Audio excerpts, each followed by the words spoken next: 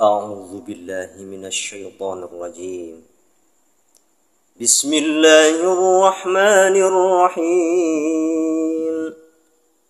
هل ينظرون إلا أن تأتيهم الملائكة أو يأتي ربك أو يأتي بعض آيات ربك يوم يأتي بعض آيات ربك لا ينفع نفسا إيمانها لم تكن آمنت من قبل أو كسبت في إيمانها خيرا قل انتظروا إنا منتظرون. صدق الله العظيم. السلام عليكم ورحمة الله وبركاته. الحمد لله رب العالمين. الصلاة والسلام على محمد وعلى آله وأصحابه أجمعين. أما بعد. أشهد أن لا إله إلا الله وأشهد أن محمدا عبده ورسوله ولا نبي بعد. Alhamdulillah sahabat, kembali hari ini kita masih diberikan kepercayaan oleh Allah berupa nikmat yang tak mungkin bisa kita ganti dengan apapun. Nikmat sehat, nikmat rezeki, dan nikmat-nikmat yang lainnya. Kembali Allah mengembalikan pandangan kita, pendengaran kita, ucapan kita, langkah kita, dan lain-lain. Maka sangat diharuskan kita untuk selalu bersyukur kehadirat Allah Subhanahu wa Ta'ala, terutama nikmat iman dan Islam, sehingga pada hari ini kita masih bisa merasakan nikmat itu dengan kita beribadah dan beramal-amal soleh yang lainnya. Sahabat belajar ngaji yang dirahmati Allah, kembali kita ngobrol, sharing, kembali boleh sambil ngopi, ya sambil ngemil-ngemil yang lainnya. Adapun kalau kita bicara tentang Dajjal dan Imam Mahdi, tentu juga ini sudah sering kita dengar tentang hikayat-hikayatnya.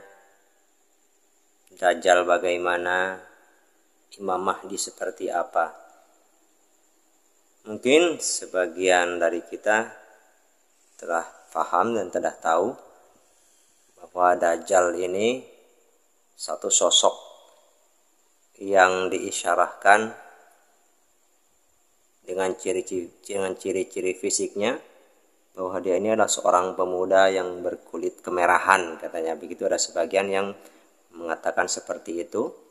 Kemudian rambutnya keriting tebal dengan dahi lebar, mata kiri buta, dan mata ini menonjol cekung dan akan terlihat seperti anggur, dengan sepotong daging tebal yang tumbuh di ujung matanya. Bahkan digambarkan matanya itu ada di tengah-tengah keningnya, dan di jidatnya itu tertulis tulisan kaf, fa, dan ra, kafara atau kafir begitu. Akan tetapi Dajjal ini tidak kita ketemukan di firman-firman Allah yang ada dalam Al-Quran. Namun sebagian ulama bersepakat bahwa dalam Al-Quran itu ada kiasan yang mengarah ke sana.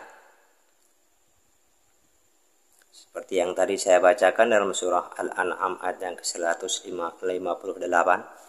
Kemudian ketika kita sudah membicarakan tentang Dajjal, tentu tidak akan terlepas dari sosok Imam Mahdi. Jika Dajjal memiliki sifat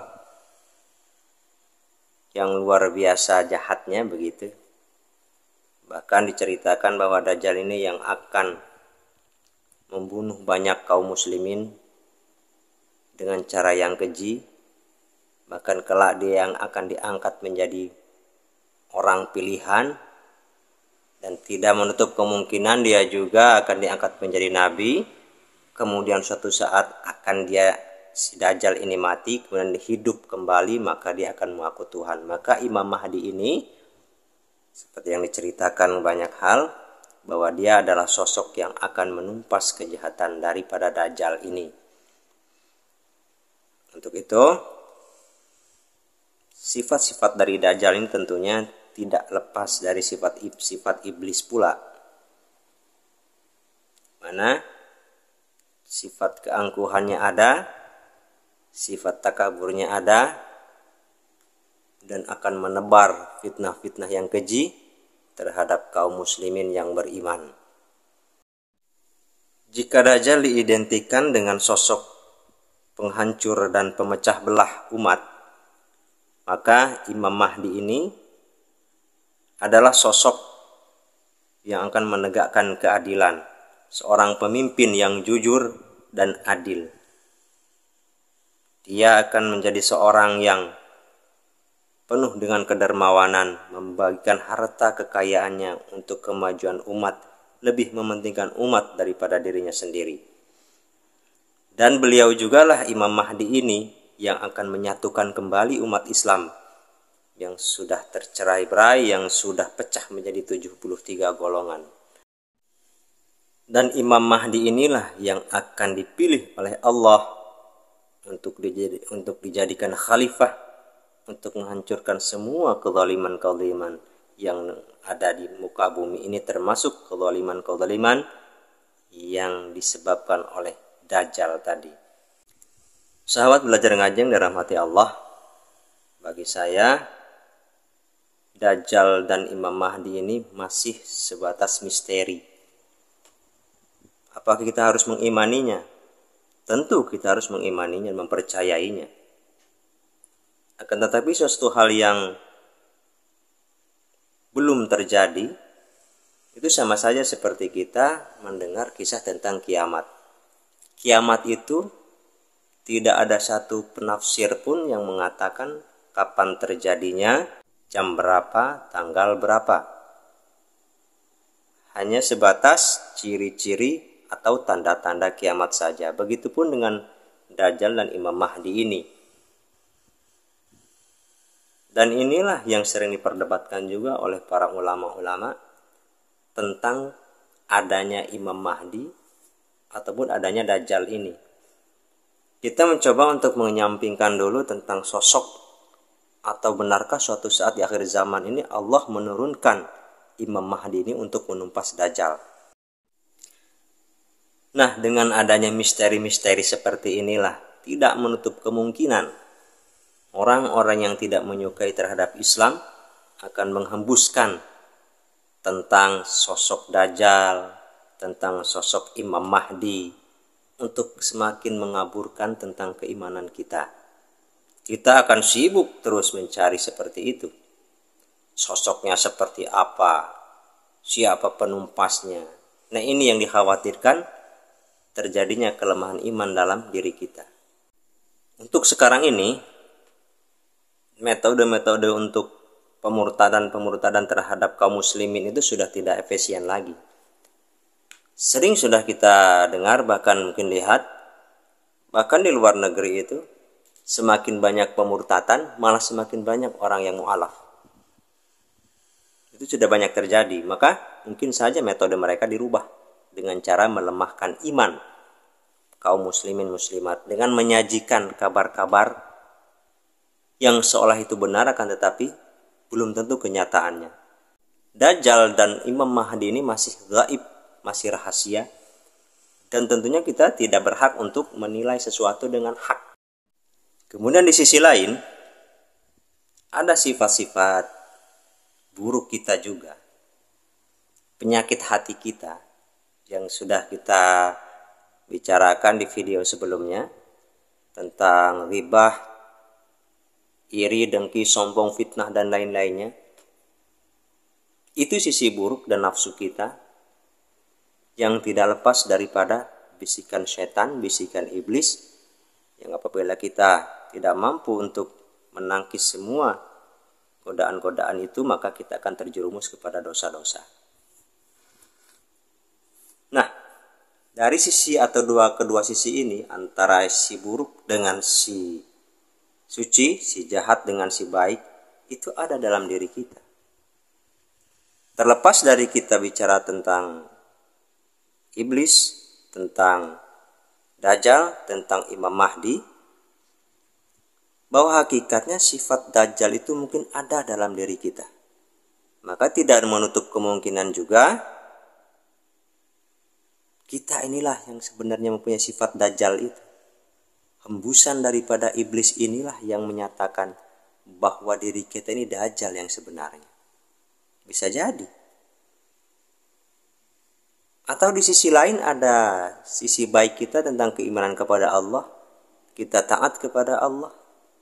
Kita jujur, menegakkan keadilan dengan kebaikan, penuh keikhlasan. Sisi Imam Mahdinya itu ada dalam diri kita.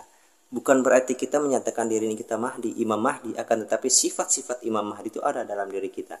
Kenapa kita tidak fokus kepada perbaikan diri, memperbaiki ibadah kita, keikhlasan kita, kebaikan kita dalam amalan hablum minallah dan amalan hablum minan nas kepada manusia. Muhasabah diri, lihat dalam diri kita. Apakah lebih menguasai sifat Dajjal atau sifat iblis atau sifat Imam Mahdi? Yang sesungguhnya Imam Mahdi adalah pembawa ajaran kebaikan. Maka tidak salah kalau Allah itu mengutus kita sebagai khalifah di muka bumi ini. Maka kita jangan melupakan kejadian sewaktu iblis telah dikutuk oleh Allah menjadi Dajjal la'natullah. Kemudian dia mendapatkan gelar iblis. Iblis ini dari bahasa Arab. Itu berasal dari bahasa Arabnya itu ablas, artinya berputus asa. Setelah dilaknat oleh Allah, dinyatakan kafir oleh Allah, maka dia berputus asa tentang rahmatnya Allah. Ya sudah, kalau memang saya sudah memang seperti itu takdir saya, oke. Begitu kata iblis itu. Qala, ada dalam surat Shad ayat yang ke-82 dan 83. Qala fa bi'izzatika la ughwiyannahum ajma'in. Kemudian iblis menjawab, demi kekuasaan engkau, aku akan menyesatkan mereka semuanya. Dalam keputusasaan, si iblis ini menyatakan kepada Allah begitu, meminta kepada Allah. Kemudian kata dia, illa ibadaka minhumul mukhlasin, kecuali hamba-hambamu yang mukhlis di antara mereka. Mukhlis adalah ikhlas.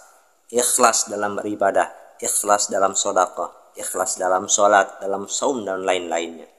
Ikhlas ini memang tidak ada kitabnya untuk mempelajarinya, tapi gemblengan-gemblengan hidup yang terjadi sama kita. Kita sakit, kita kaya, kita mendapatkan keuntungan, kita mendapatkan kebangkrutan dan lain-lain. Inilah, maka Allah tuh Maha Rahman, Maha Rahimnya seperti itu. Untuk itu, yuk sahabatku, kita bentengi hati kita dengan selalu bermuhasabah. Kita lihat dalam hati kita, dan mudah-mudahan iman kita semakin kuat, tidak termakan oleh fitnah-fitnah Dajjal. Karena pada hakikatnya Dajjal ini katanya yang memotong-motong tubuh umat Islam. Tapi arti yang sebenarnya adalah para Dajjal inilah yang terus-menerus mengadu domba umat Islam agar semakin terpecah belah dan semakin lemah iman dan ketakwaannya. Mohon maaf atas segala kekurangan dan kesalahan. Astaghfirullahaladzim. Wassalamualaikum warahmatullahi wabarakatuh.